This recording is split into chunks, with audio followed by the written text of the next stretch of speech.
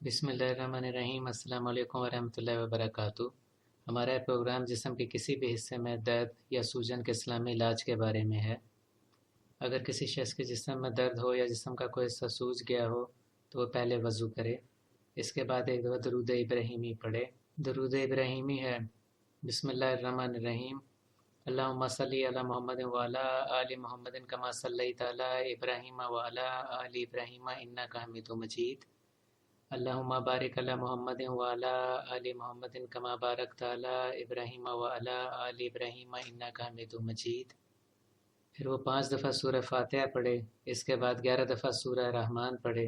फिर एक दफ़ा दरूद इब्राहीमी पढ़े। इसको पीने के पानी पर दम कर ले।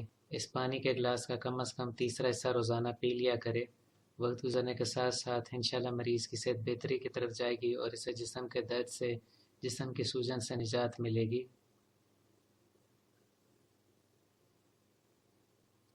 ये अमल मरीज़ ने 3 महीने तक करना है और इसे रोज़ाना कम अज़ कम एक दफ़ा करना है।